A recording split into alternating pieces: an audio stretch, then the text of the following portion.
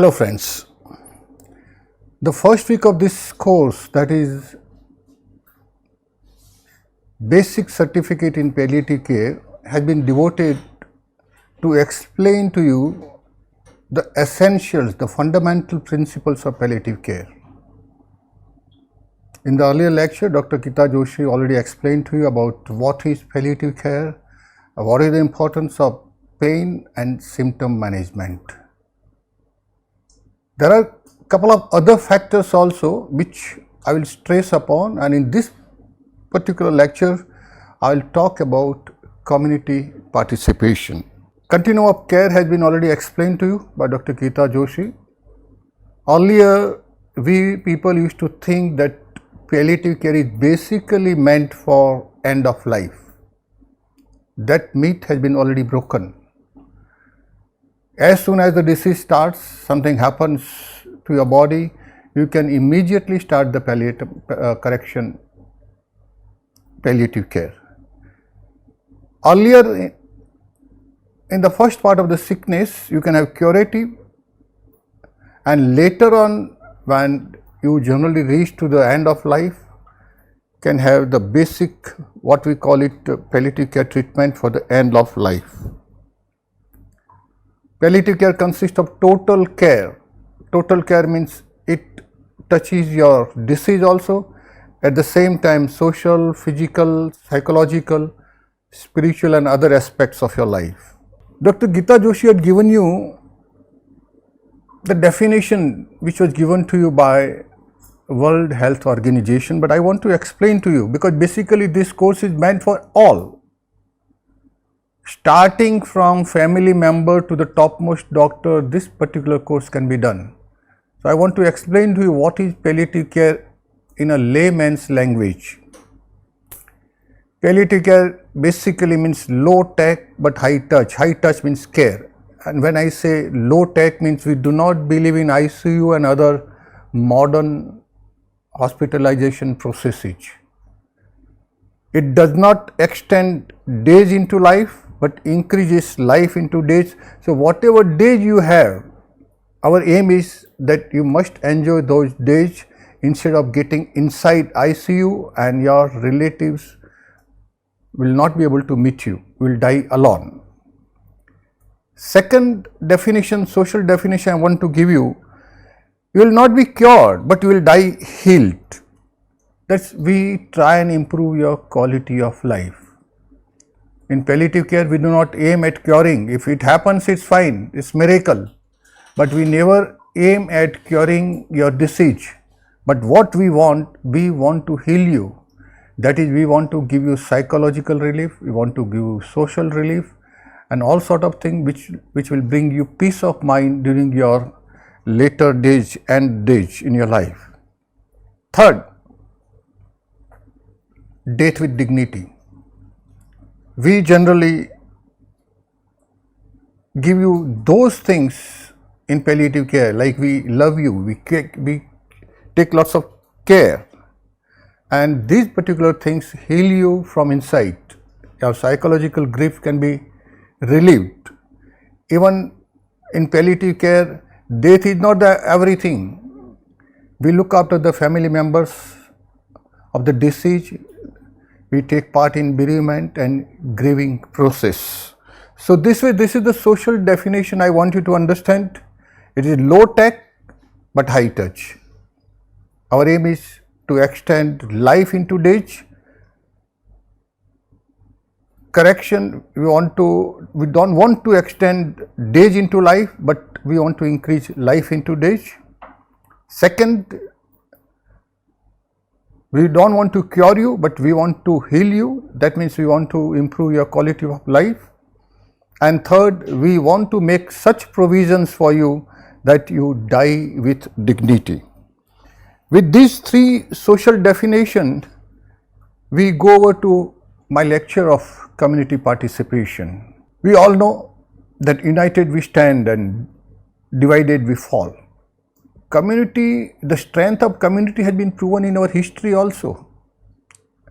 During our freedom movement, it was Mahatma Gandhi who carried out mass movement, and because of his personality. He could manage the support of millions of Indians from all corners of our nation. And that is how our freedom struggle ended into the independence of our nation in 1947. That is the strength of community. And this particular strength we want to utilize in the affairs of palliative care. This lecture has basically got 4 parts. Part 1, community-based palliative care centers. Part 2, role of volunteers. 3, home care services. 4thly, caregivers.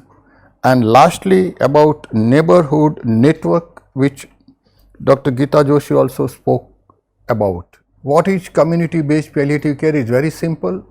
It has got its own explanation.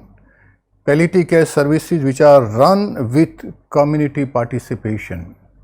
Of course, certain medical support is being provided by others, but basically it is totally run by the community involved in that location. The involvement of people in a community to solve their own problems, very broad concept, needs assessment, planning, implementation, resource mobilization, attempt to actively involve as many key groups and individuals as possible. Why should you go for this community approach? We do not do this thing in other medical streams of our modern medicine. Why only in palliative care? I already explained to you certain definitions, social definitions, that if we want to improve the quality of life and we want that a patient has got life-limiting diseases and is not going to cure himself totally, so this is the time that he'll be generally supported by the family, and family is being supported by the community, and therefore we need community approach in palliative care. Patient needs continuous care and attention for the rest of their lives. Need of regular social, psychological and spiritual support in addition to the medical and nursing care. Readily accessible and available as close to home as possible. Integrated care, all diseases for all stages. Enough social capital available to build a safety net in the community around these patients. Components of community-based palliative care. Of course, we have got medical component. It comes from the health centers, governmental health centers, PHC, CHC, etc. We have got nursing component. We have got sensitized community volunteers. We have got trained community volunteers. So basically the main support at the local level comes from community volunteers and trained community volunteers. What are the benefits for patients as well as families? The total care, that is the physical, psychological, social, spiritual, total care is available to the patient at home. It is affordable because the patient is not going to be admitted into the hospital. He is going to remain at home. Less expenditure, less expenses. Easy accessibility because it is within the local area only, maybe in a distance of few kilometers. Community, use of community is being taken place in this community-based palliative care centers. Community is a social capital. Community also gets benefited because by doing this social service, they improve their skills. It is rather a process of empowerment because all these volunteers and the leaders who are running such centers, they are being empowered through the administration of such centers. They become more confident, and as a result of which they become self-sufficient. I visited certain centers in Kerala which are self-sufficient. They generate enough donation from all around and they run their centers the way they wish to run. Now here comes the question, how do we define a community? What is a community? When we talk about community participation, so let us see what is the community first. Community is a group of interacting organisms sharing an environment and a common characteristics. What are the common characteristics? Intent, belief, resources, preferences, needs, risk, etc. And they got the common identity of the people and degree of cohesiveness, because they are cohesive because they generally remain, they are from the same locality. So when you have such characteristics of a group, that becomes a community, like a village community, like a social community. Community participation, people who can spare at least 2 hours per week. We are not asking for much, we are just asking for 2 hours per week to care for the sick in their locality, are enrolled to undergo volunteers training program. On successful completion of this training, these volunteers are encouraged to form groups of 10 to 15 and identify the problems of such people who require palliative care interventions. These groups are to be supported by doctors and nurses in the local PC centers, palliative care centers. How do they generate the fund? They have small scale donations, they put some dabbas there in the local markets. This started in one of the palliative care center in Nilambar, Kerala, 1 rupee per day, a method for increasing participation, now a major source of income for many of the clinics. This is how you spread awareness about palliative care. Small donations, even people just go over to the bus stand with this donation boxes. Each bus entering Nilambar and area code bus stands contribute 2 rupees per day. After that we come to part 2, role of volunteers, because without volunteers a community based palliative care center cannot function. Volunteers, though not counselors, can be trained to listen compassionately to whatever the patient and members of the family may choose to share. Volunteers, we cannot call them counselors, but over a period of time they understand the nitty-gritties of palliative care. They try and learn the skills of good and effective communication skills, so they can perform the role of counselors. While they do not under any circumstances replace the professionals on the team. Who are the professionals on the home care team? We have got the doctors, we have got the nurses, we have got the counselors. These volunteers, even if they are trained, they cannot replace the role of a doctor. They do all volunteers' job and they provide basically the spade work for palliative care team to function at a higher level. In cases where a volunteer does not wish one-to-one contact with a patient or family member, he or she can perform practical tasks for patients and their families, including office duties and promotional work like fundraising.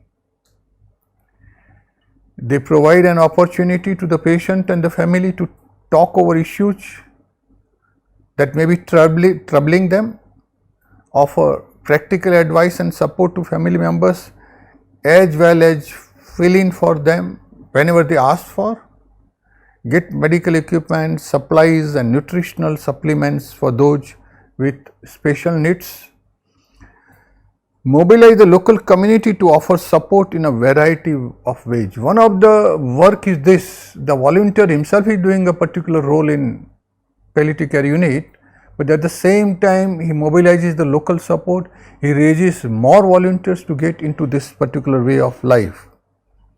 They offer bereavement and counseling to grieving relatives. They provide emotional support. When they do that particular 15 days training program, and when they are undergoing hands-on training, when they do that, they generally know something little bit about basic nursing. So they provide basic nursing care to the sick people. They follow up of professional home care, whatever they tell them, whatever advice they give them, they just follow it up.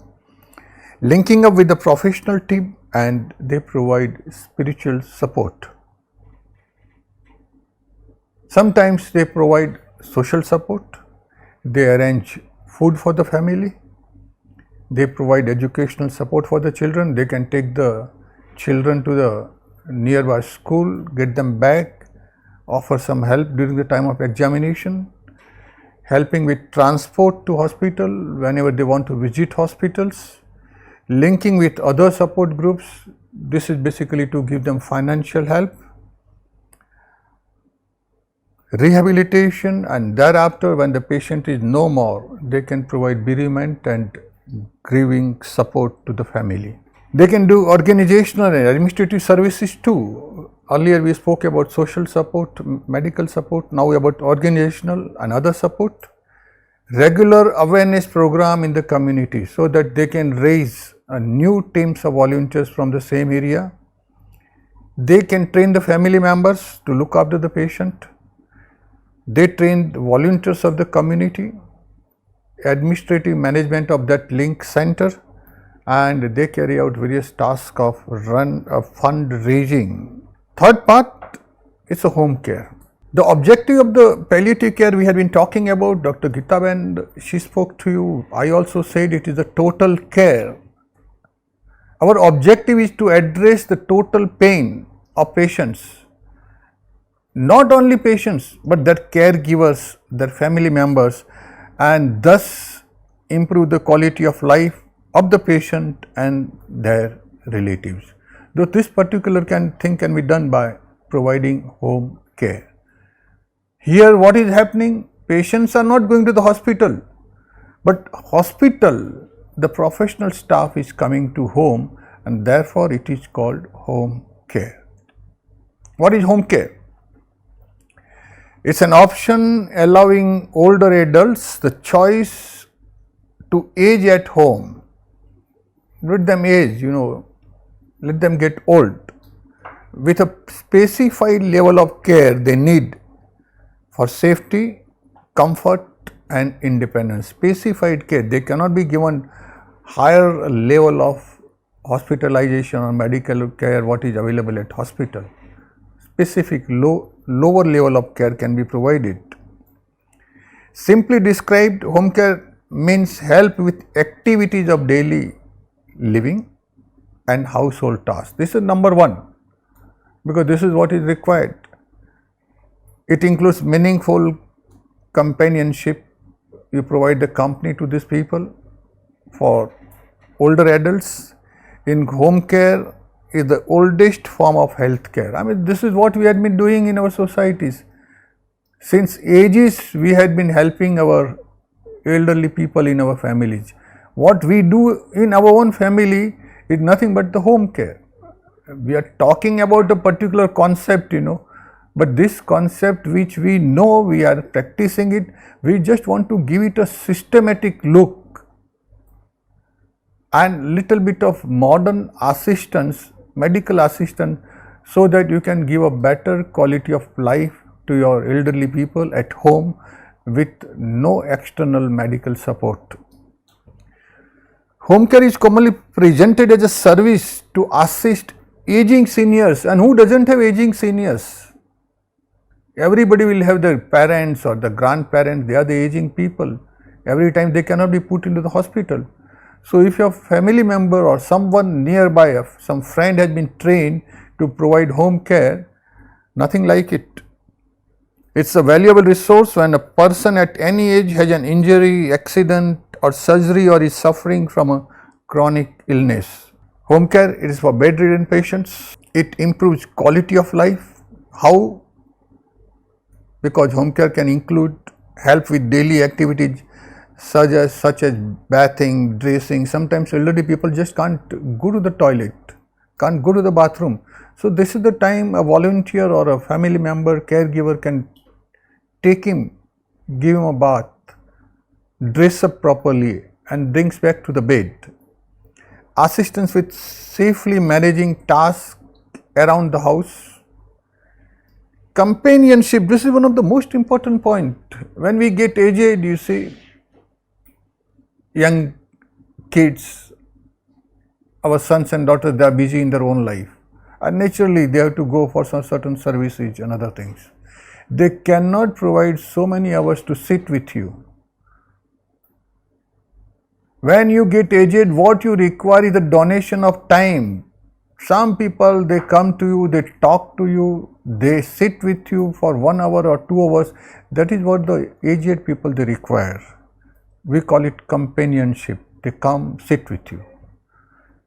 This can be done by home care, by volunteers. Other therapy and rehabilitative services wherever required. Short or long-term nursing care for an illness, disease or disability, including tracheostomy, ventilator care and other things. This will go into details of all these things in weeks to come. Professional support service, this is another characteristic of home care, because home care includes any professional support. Professional caregivers such as nurses, aides and therapists provide short-term or long-term care in the home depending on a person's needs. How is care provided? Personal care and companionship doesn't need to be prescribed by a doctor. Such things they do not. They will never write in your prescription that this patient require a friend or a companion for 2 hours a day or 4 hours a day. This they will not write. This is our social adjustment. This is what we have to do. Family members have to provide companionship. Care provided on an ongoing basis on a schedule that meets a client's need up to 24 hours a day. You can hire a caregiver in big cities nowadays. Some of them they are trained, some of them they are not trained, but definitely they will stay with your elderly people for 24 hours a day. Type of home care, 2 types. Home care by caregivers and home care by medical services. Home care by caregivers, that is, you hire a caregiver, they stay at your place and provide the services. And sometimes medical services, they visit your home and their medical team, home care team, which includes doctor, nurse, counselor, etc., they come to your home periodically, maybe once a week, maybe twice a week, depends on your sickness of the person. Very important part we come to it, caregivers. Everybody is a caregiver. I mean to say, we are grown up. How a child grows up, it is because of the care being given from his or her mother. If the mother does not tend to the child, a child will die. We are here, we are growing up, it is because of the care which has been provided by our mother, by our father, by our family members, and everybody, they are being included, they are being termed as caregivers. Simple as that. Whichever person gives you care, looks after you when you need it, he or she is called a caregiver. It started long time back. I mean to say, we had been doing it. We had been getting care from our parents, from our elders. Similarly, when we are capable of giving care to others, we really sincerely think, we wish, we yearn that yes, we will provide some sort of care to the people who really need it. And slowly caregiving creeps on you. When you start giving help to the society, to the people who need, you really love this thing and you just become a social worker, you just become a volunteer, you be the part and parcel of that community-based palliative care center. How it starts, sometimes you just go and help somebody and really it gives you so much of satisfaction in your heart, it gives you so much of peace of mind, you think that you have done God's work. And with that happiness, you think, I must do it time and again, must do it as much as possible whenever the opportunity is being offered to me.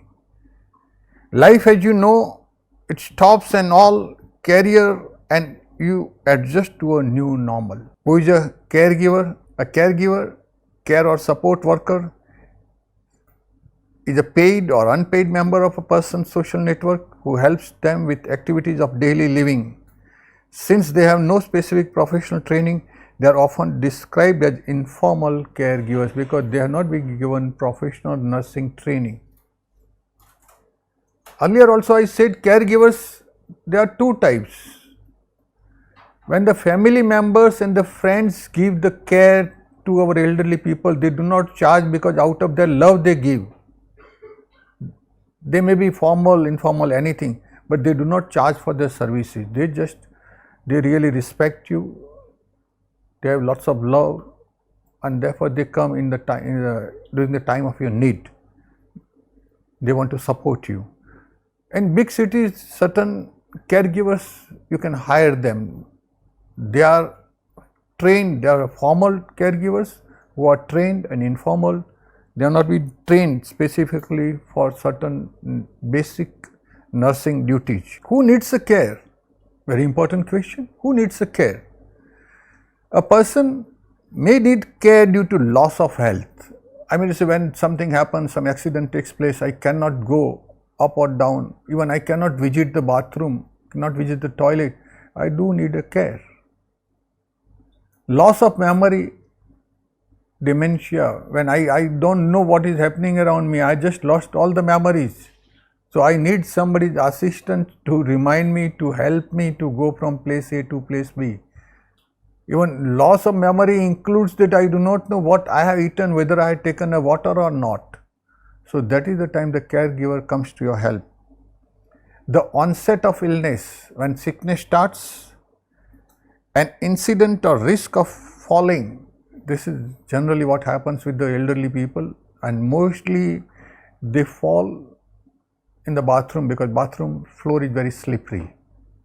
They break their bones, and once they break their bones, they become bedridden and they need a constant support from a caregiver. Anxiety or depression, grief, or a disabling condition. There are certain things which come in the life, you don't know what to do, and that is the time that somebody comes, a caregiver, and help you out. Basic principles. What does a caregiver requires? This is important because without these qualities, one cannot be a good caretaker, cannot do the duties effectively. First and foremost is a good communicator. Second, caregiver must have the respect for the dignity of the person receiving care. Third, it is the duty of the caregiver to remain in contact with the primary health care centers, PHC or CHC or any other government hospitals located nearby. So in case of emergency, this patient can be immediately shifted to their care.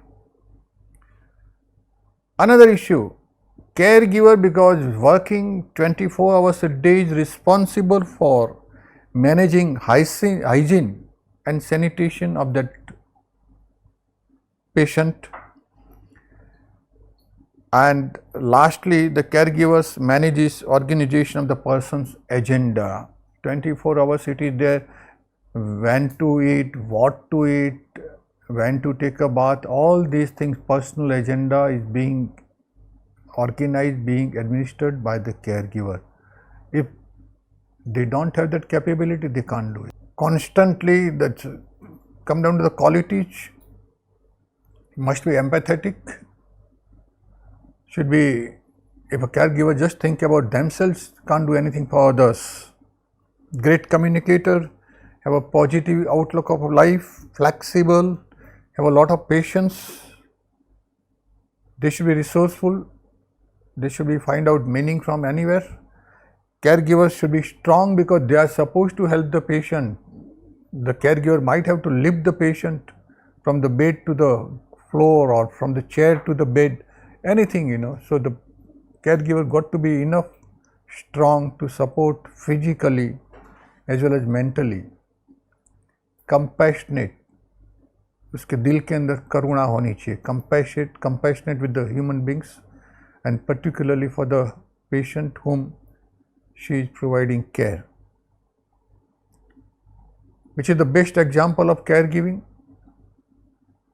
Mother.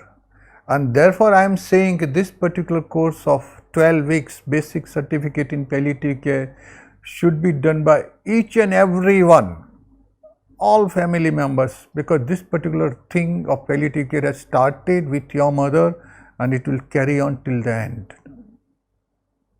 Neighborhood network, who is the person who is going to come when you need the most, fastest? Who can come? Your close relative, close friend, fastest I am saying when you need somebody to help you out. My dear friends, it's the relative, not the father, mother, it's your neighbor, because you're just staying nearby, adjacent to your home.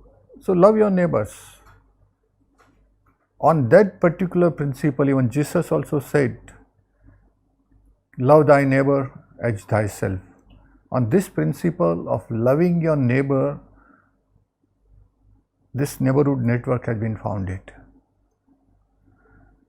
Neighborhood network is an attempt to develop a sustainable community-led service capable of offering comprehensive long-term care and palliative care.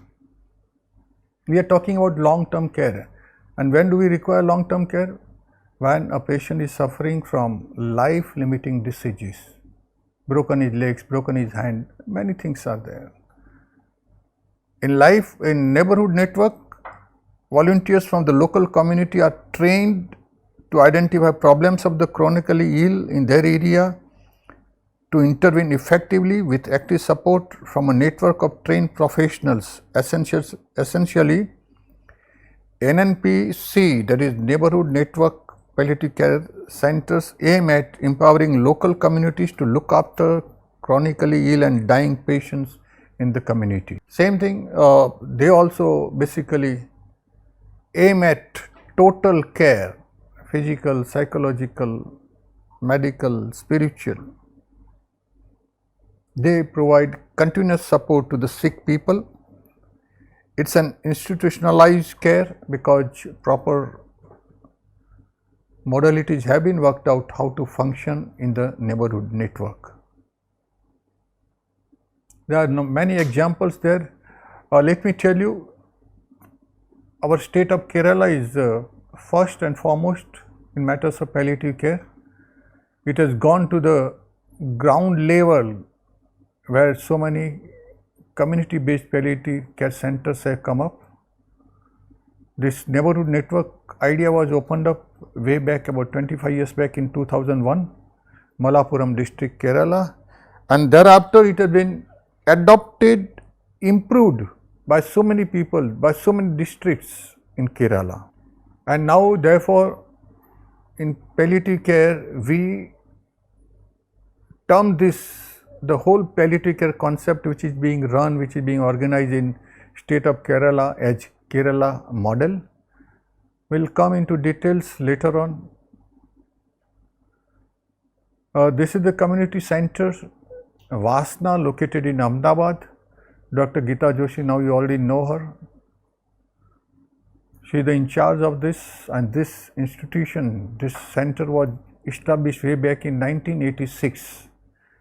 Again, this will be explained later on. They provide home care visits also. This is one of the home care van of Community Oncology Center Vasna. Dr. Geeta Joshi is the CEO of that center. Some of the photographs of Vasna. Basically, when we talk about community-based programs, we work on the principle of teamwork. And how do you explain the alphabets of team? TEAM, together each one achieves more. When they get united, they can work wonders, they can have bigger benefits. I started my lecture with those words: united we stand and divided we fall. This is the principle which is being applied to community-based palliative care centers also. Thank you.